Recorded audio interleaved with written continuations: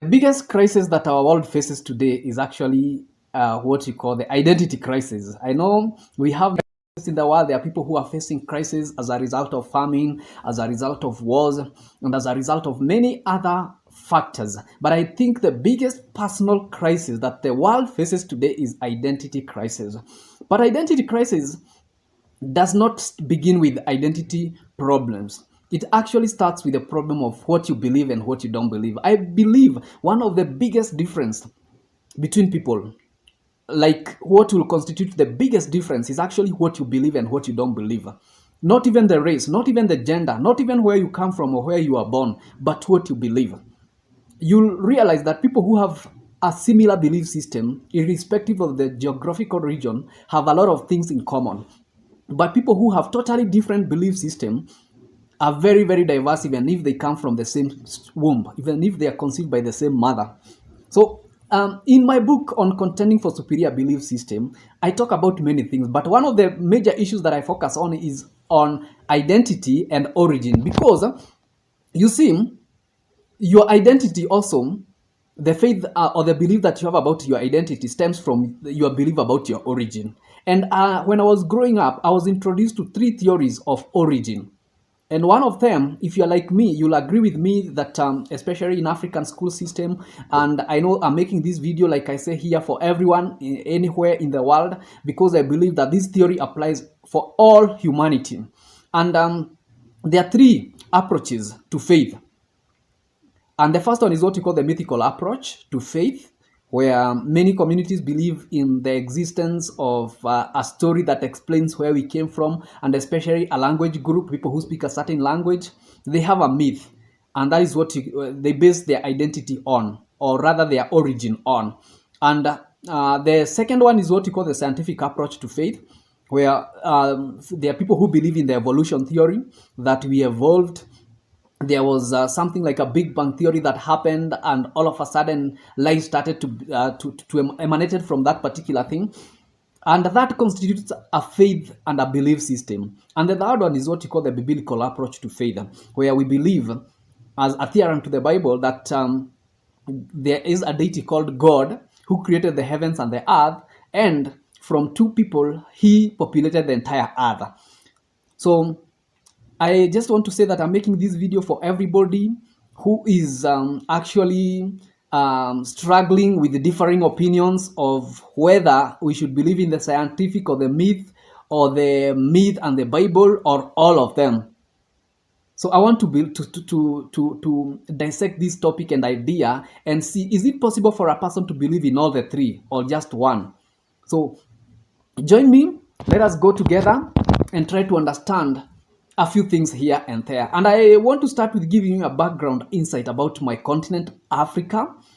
And I'll also narrow it down to Kenya, because that is where I am. But I believe this knowledge applies to anyone, anywhere in the world. And some key statistics about Africa is that Africa is home to about 3,000 distinct tribes in 54 countries. And in these 54 countries, you know, there are some people, especially in other continents, who think that Africa is like India or China. I want to give you a difference here, that China is a country that has only 45 tribes, and India has about 705. And despite the fact that both have a population bigger than Africa, because China has a population of about 1.41, and India has around the same 1.45, and in fact they're competing with each other, and it is expected that India will be the most populous country in a few years from today. And despite the fact that the two countries have a larger population than the entire Africa in the 54 countries, they only have a very few number of tribes. And for that reason, I want you to understand that tribal affiliation plays a very crucial role in Africa. It plays a very crucial role in Africa. In Kenya, for instance, in our election as we elect the president, that is when you will understand that tribal affiliation matters a great deal. Because every tribe wants a person from their own tribe to become the ruler of the country, and sometimes this causes problems and chaos. And I believe this is not a special problem in Kenya. It is a problem that happens across the globe. We all want a person who comes from us. It's a question of origin and identity, someone we can identify with as ours. So Just to return back to Africa is the fact that the largest language group in Africa is called the Bantu, which is a collection of about 500 tribal dialects. And I happen to be one of the Bantu tribes in Kenya. It's called the Kikuyu. And the Bantus are the majority in Kenya, but we have other major tribes from other communities and other dialects who are not Bantus. And something else that I want you to note is that in East Africa, West and South Africa, where the Bantu people lives, we have about 400 million people across the sub-Saharan Africa who are Bantus. That means a third of the African population, about a third, are what we call a Bantu. In East Africa alone, we have about 150 million Swahili speakers. Swahili is a Bantu language which has some Arabic context in it, because it was the language when the Arabs came to the Kenyan coast or the African coast, the East African coast, they used some Arabic words that related to some Bantu communities and formed the Kiswahili language. And as I end on these statistics, I want you to understand that each tribe has a myth of origin. Can you imagine 3,000 tribes? We all have a myth of origin. And the funny thing is, even those Bantu communities, the 500 of them, despite the fact that they're closely related, because Bantu means human being, and there are some pronunciation of certain words that relate to each other tribe, that a person speaking, even if they are from South Africa, a Kenyan can hear certain words, even though they might mean something different. Like, for instance, tata, T-A-T-A, tata in South Africa means father. But in Kikuyu community, tata means auntie. You see, it is the same word, but different meaning, same pronunciation, but different meanings, because we come from a common origin, what we call the Bantu. Now, I want to return back to the question of origin and faith system, and that is why I'm talking about myths. And I want you to understand two facts about myths. Myths are the stories that explains origin. And every community has its own myth. It explains its origin, and there are other important reasons why myths existed, and they are still important to date for some communities. And number one is that myths explain origin. You see, all children are curious, and I want to imagine that most myths started because children were asking, or people are asking, where did we come from? And because they did not have the knowledge like we have today about science, about Bible and other things, they had to come up with their own myths. And that is why myths, the first thing is they explain origin. Number two is that they give people identity. They give people identity, like, we belong to this community, we are united, we are one, we have a common origin. So they give you an identity, and you realize that people who come from a similar community or similar mythical origin have so many attributes. They relate to each other. Even though they look diverse and different, they still have very, very common factors, because they believe they have the similar identity. They have a similar identity. They were given a certain identity by the community and the myth that they believe in. Number three is that myths forge unity. They forge unity. They bring people together. We are united because we have a similar origin, similar identity. And number four, this should be number four, not number five, is that myths determines worship. They determine worship. Why? Because in every myth, there is a deity. There is a God behind.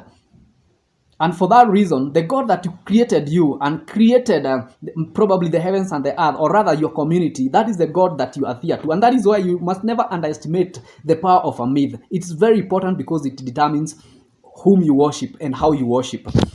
And the other thing, which should be now number five, is that myths form a basis for moral compass.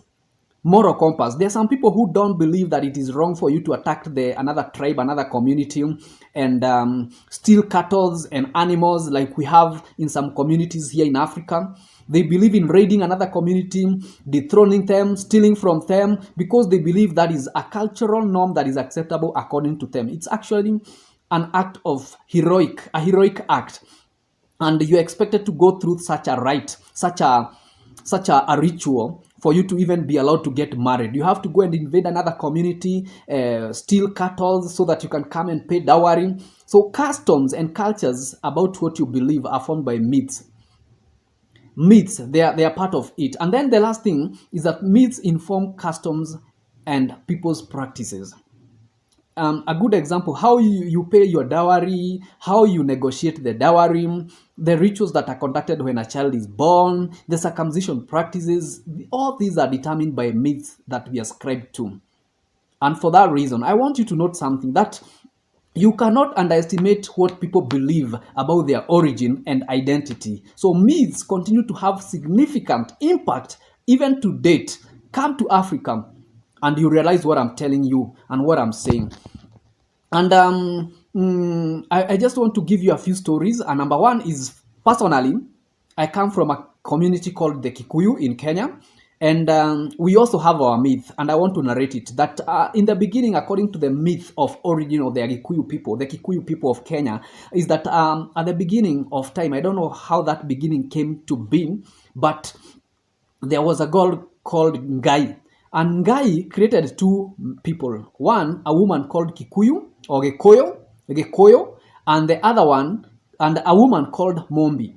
And from these two, they gave birth to nine daughters, and those nine daughters actually form the nine clans of the Gikuyu people.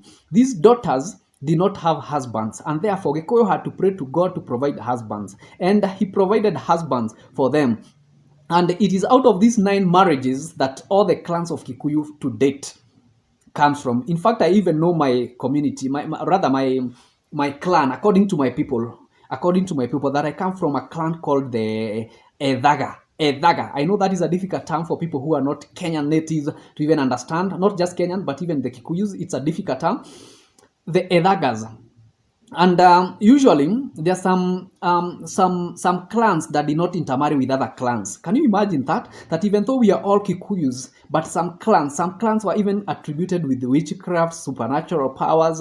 Other clans were attributed with things like laziness, I don't know, and therefore they did not intermarry so much. They like to keep it within their clans. But it was not such a big challenge. They still intermarried, but there are some communities that were no-go zone. So what am I trying to say?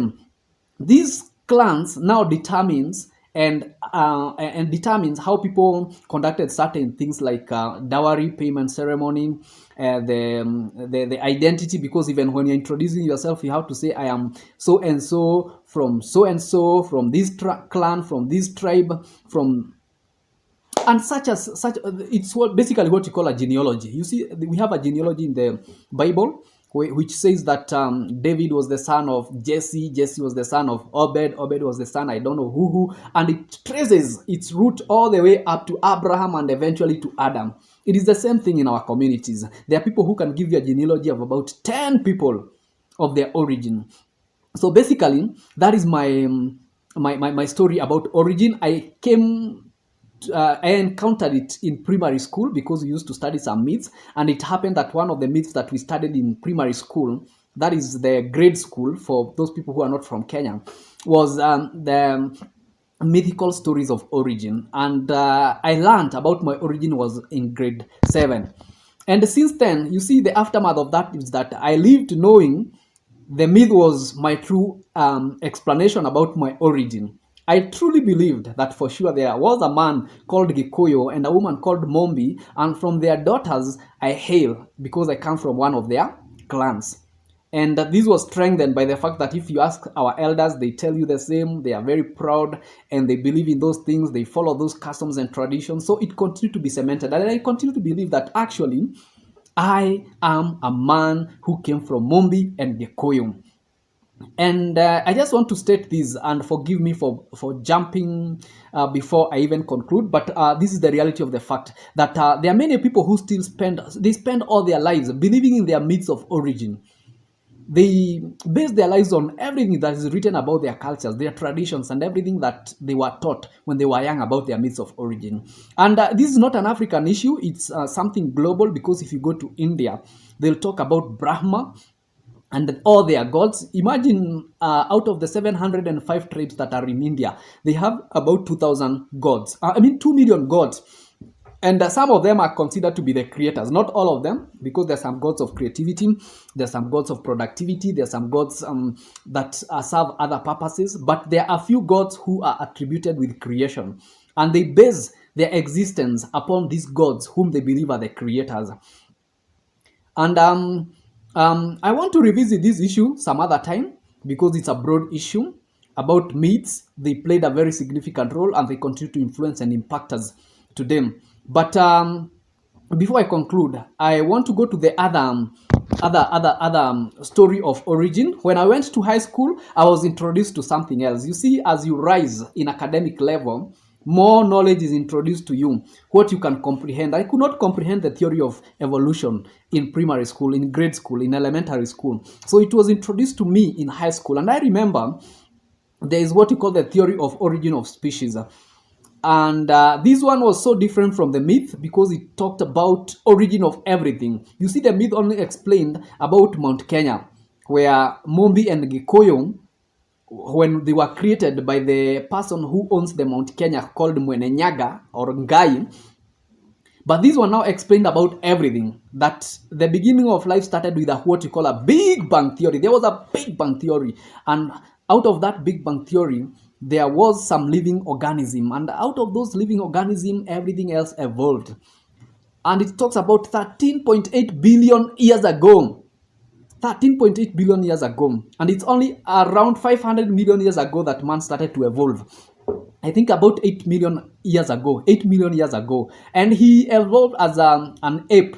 He first became an ape, then became what we call Australopithecus. Then there is Homo habilis, Homo erectus, Homo neanderthal, and all these kinds of understanding until we became Homo erectus and eventually Homo sapien. That today we are Homo sapien. And as you can see from the image that I have here, the erect man, the standing man, evolved. As you can see, the monkey was very dark, but it continued to become lighter and lighter until it was a white man. You see, the theory of evolution was suggested by a man called Darwin.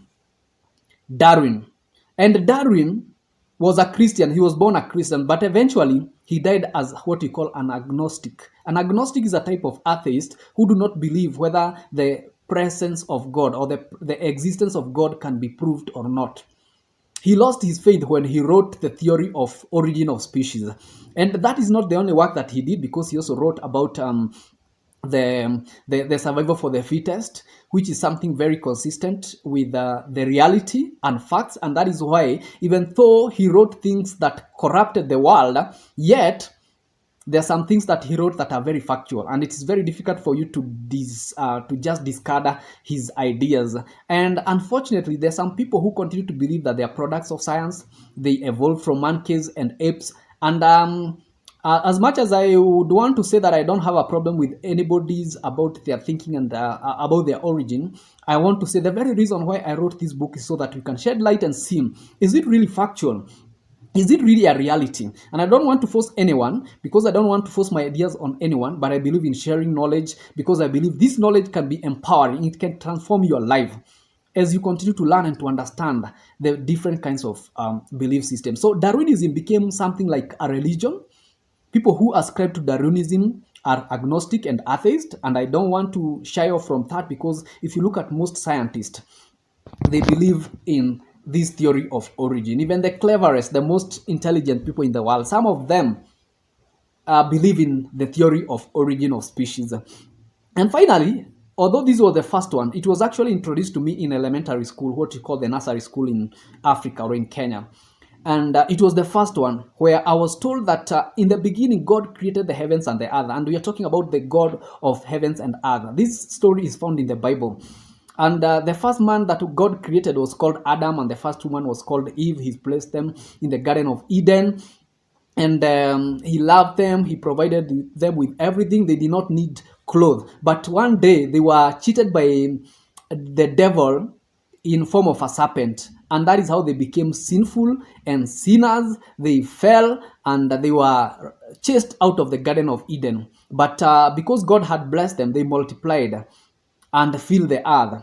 And eventually, from them, all human population that we have today in the world exists.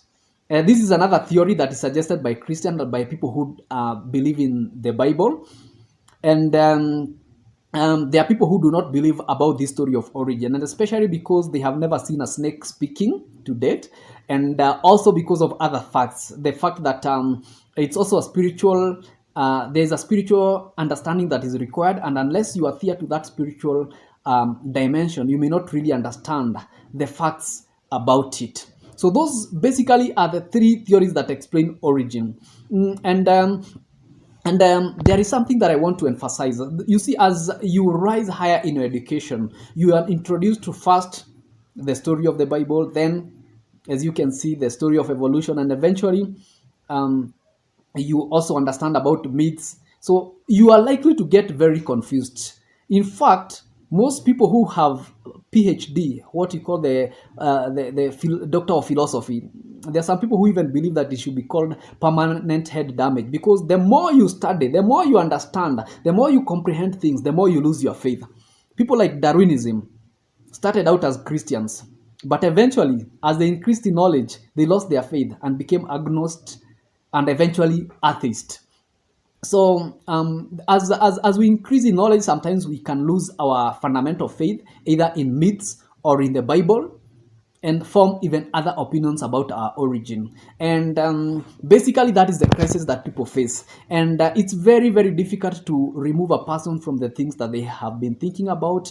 And for me, for instance, I have given you an example that I went through what you call the Bible creation story. Then there is the Darwinism, the story of evolution, and then there is the myth of origin that explains where I come from and why I speak the language that I speak. That is my mother tongue, because English is not my first language, neither is Swahili, the East African language, my first language. I have another language, and there is a mental stronghold that is built up depending on the theory that you feed the most.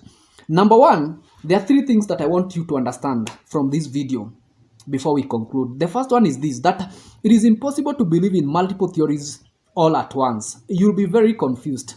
You can lose your faith. You cannot believe in the myth and then believe in the story of evolution, scientific theory, and also believe in the Bible story. You have to choose. Otherwise, you'll be very, very confused. And there are people who have been very ignorant to an extent that they still believe that all of them work. Impossible. It is not possible that all the theories are true. Either the myth is true, the science is true, or the biblical story is true. The second thing is that what you feed the most becomes your identity and center of control. If you feed the myth, theory of origin, that becomes the center of your control. If you feed the biblical story, it becomes your control. If you are ascribed to the scientific theory, that becomes what controls you. So anybody can make a decision on what you want to focus on, and that will become your real identity, your real origin. And the last thing is that the more you practice, the stronger the mental stronghold. There are people who cannot be dissuaded that science does not explain origin. There are people who cannot be dissuaded that the Bible story is the original and typical source of information about our origin and our identity. There are people who cannot be dissuaded from cultures and traditions. And I'm saying this because I understand the impact of myths. The impact of myths. And I have seen even people who who ascribe to Christianity returning back to their myths of origin and continuing to fuel them and to bring them back to life. I've seen people who are very scientific submitting their lives to Christ and to God, and then starting to believe now in the story of origin. So whatever you feed becomes your center of control. So my question is, as I come to an end, what do you ascribe to? Do you realize also you have to take side, because you cannot believe in myth and believe in Christianity, the theory of origin according to the Bible, and at the same time believe in the theory of evolution. You have to take side. So just choose. You either are in one of them. Either you believe in the Bible story, or you believe in the myth, or you believe in the scientific approach, but not in all of them. So in the next video, I'll explain my choice and why I should challenge you. And why should this challenge you? This should challenge you because we have one origin. And the problem is that origin determines our faith and also whom we worship.